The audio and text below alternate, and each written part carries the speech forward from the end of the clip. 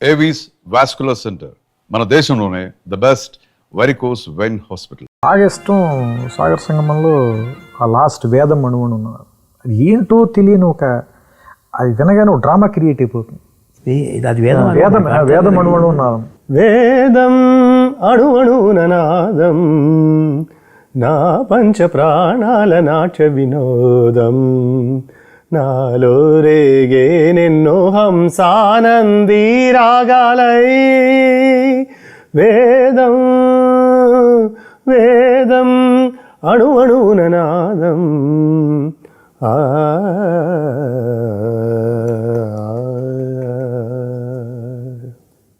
వినగానే ఏంటో ఒక ఫీలింగ్ వచ్చి నాకు నోస్టాలజిక్ అయిపోతుంది వినగానే. అది రాగం హంసానంది రాగం, అది అందుకనే హంసానంది అని రాశారు అందులో మాట ఆయన.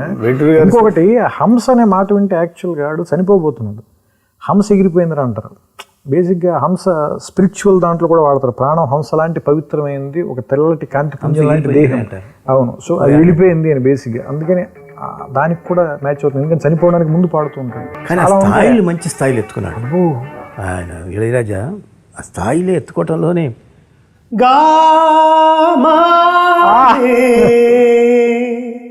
గమగస మగస గస నీసా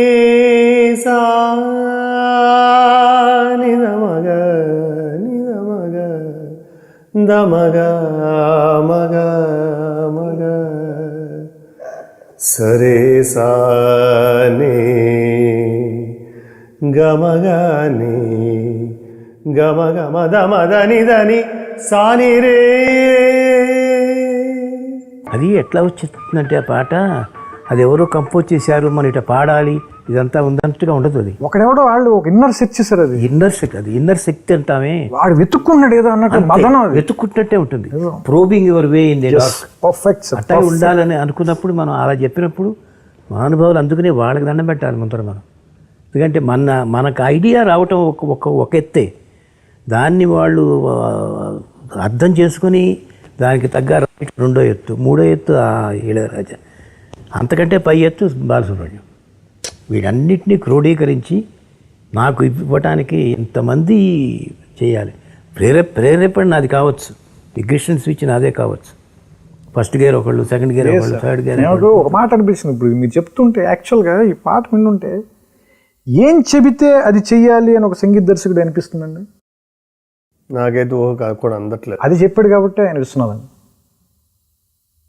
అది కరెక్టే లేదు.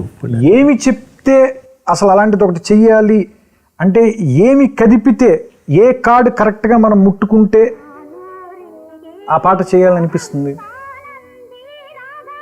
అది చెప్పటం సామాన్య విషయం కాదు. ఒక ఇన్స్పైర్ చేయటం అనేది ఇప్పుడు ఫస్ట్ అప్పటికప్పుడు వాళ్ళు వచ్చి కూర్చుంటారు. నువ్వు ఎప్పుడు వస్తున్నావు, నాకు అదంతా ఆలోచించి నేనంతా అయిపోయి రెడీగా ఉన్న పాట కావాలన్నప్పుడు నువ్వు వచ్చి కూర్చుంటున్నావు. నువ్వు పాట డిస్కషన్లో త్రూ అవుట్ కనుకుంటే, నా స్టోరీ డిస్కషన్లో నువ్వు ఇంబైబ్ అయి ఉంటావు. నీకు కూడా లోపల నరాల్లో నా కథ నీకు జీర్ణించుకుంటావు. ఇప్పుడు వచ్చావు ఫ్రెష్గా. నువ్వు ఓ రైటర్ అప్పుడే వచ్చాడు, లిరిక్ రైటర్ అప్పుడే వచ్చాడు, మ్యూజిక్ డైరెక్టర్ అప్పుడే వచ్చాడు. నువ్వు అంది కరెక్టే చాలా. ఎందుకంటే మనం ఇంత చెప్తే రాసేవాడికి ఆయన మహాదేవన్ గారు ఎప్పుడు ముందర రాయించుకుంటాడు, ఆయన పాట ట్యూన్ ఇవ్వడు. అప్పుడు వాళ్ళకి బాగా లోపలికి ఎక్కేదాకా నరాల్లోకి ఇంట్రావీనస్ ఇంజక్షన్లు 4-5 ఇచ్చేసిన తర్వాత అంటే చెప్పడం గొప్పతనం ఉంది కాదు, చెప్పడం నా బాధ్యత.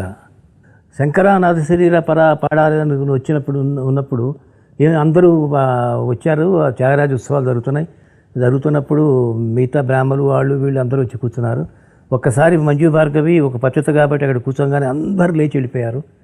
అందరూ లేచి వెళ్ళిపోతే ఒక్క ఈయనను మంజు భార్గవి కూడా వెళ్ళిపోయింది. ఈయన శంకరుడు మిగిలితే నువ్వు ఉన్నావు కదా నాకు చాలు అన్నట్టుగా పాట రావాలండి అని చెప్పకపోతే ఇంకా ఎక్కువ మాటలు చెప్పుంటాం.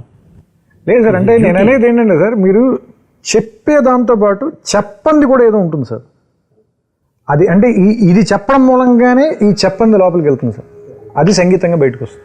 అంటే మీకు ఒక ఎగ్జాంపుల్గా చెప్పాలి అంటే, ఇప్పుడు అదే శంకర శాస్త్రి గారు నన్ను, అంటే నేను ఎవరినో బాధ పెట్టాలని ఏదో మాట్లాడట్లేదు, అదే మంజు భార్గవి గారు, తర్వాత కమల్ హాసన్ గారు తెలుగులో చేసిన గుర్తుపెట్టుకునే సినిమాలన్నీ ఏం చేసినవి.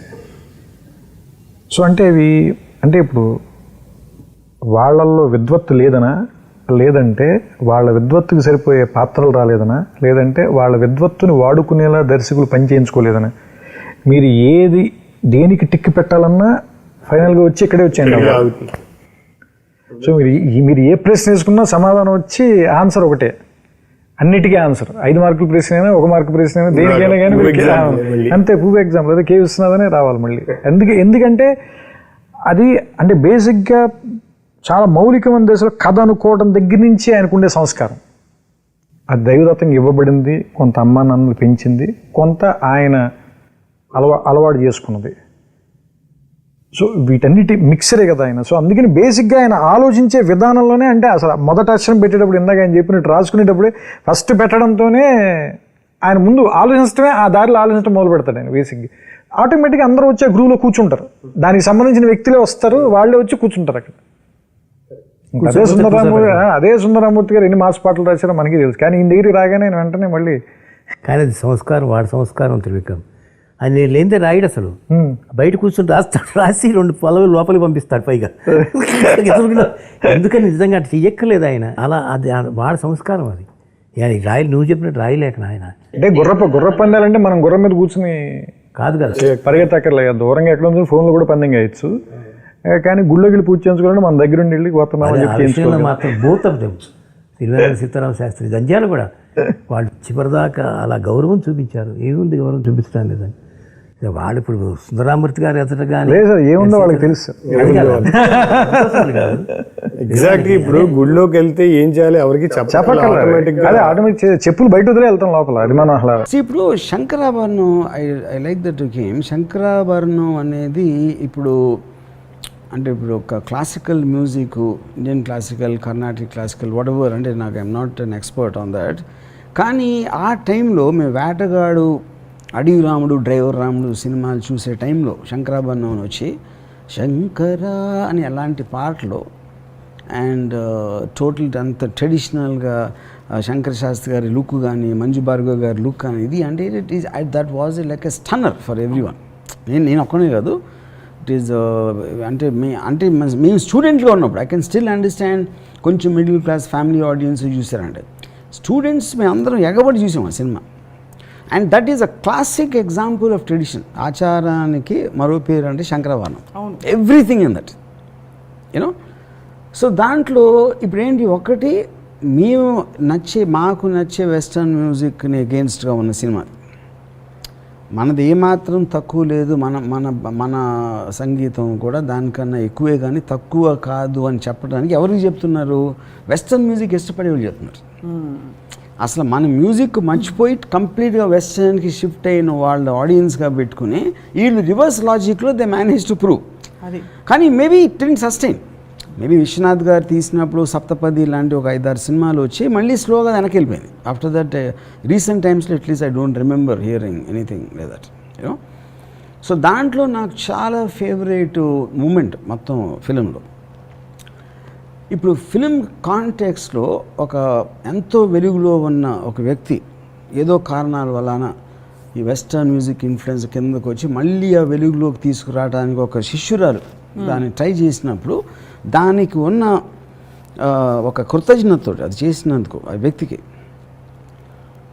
అది నాకు ఎంత నచ్చిందంటే, పాశ్చాత్య సంగీతపు పెను తుఫానుకు రెపరెపలాడుతున్న సాంప్రదాయ భారతీయ సంగీత జ్యోతిని ఒక కాపు కాయటానికి తన చేతులు అడ్డుపెట్టిన మహామనిషికి శిరస్సు వంచి పాదాభివందనం చేస్తున్నాను.